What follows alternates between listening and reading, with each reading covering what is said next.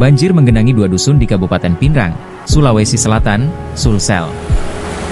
Akibatnya, kurang lebih 300 rumah warga terendam dengan ketinggian air 1 meter. Tak hanya itu, gedung sekolah, rumah ibadah hingga kurang lebih 100 hektar kebun salah siap panen juga ikut terendam.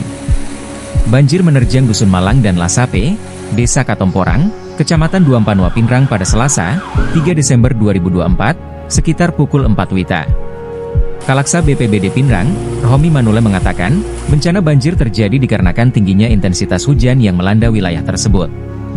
Hal itu mengakibatkan, meluapnya sejumlah anak sungai hingga masuk ke pemukiman warga. Anak sungai yang meluap karena intensitas hujan tinggi semalam. Ketinggian banjir sampai 1 meter, ungkapnya. Dia mengutarakan, setidaknya 300 rumah warga terdampak banjir hingga kini. Kurang lebih 300 rumah terdampak. Korban jiwa tidak ada, ucapnya.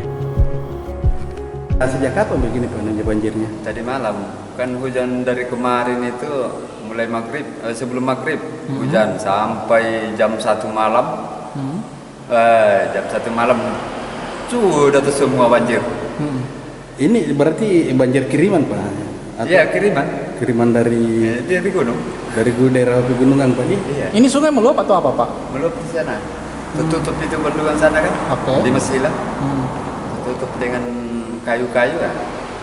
Inilah akibatnya. Oh tersumbat. Ya, kalau ketinggiannya air di masjid ini Pak berapa? Sudah surut ini. Sudah. Ya, ada sekitar setengah meter begitu. Iya. Setengah meter Pak. Pak, jadi aktivitas ibadah di masjid ini Tadi ditiadakan subuh di atas di tingkat. Oh, di tingkat. Karena dari jam 1 malam ini, begini air.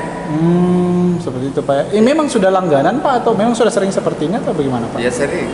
Sudah sering begini Pak. Iya. Kalau hujan tinggi, intensitas Hujan tinggi. tinggi. Kalau tidak dibersihkan di sana itu terus begini.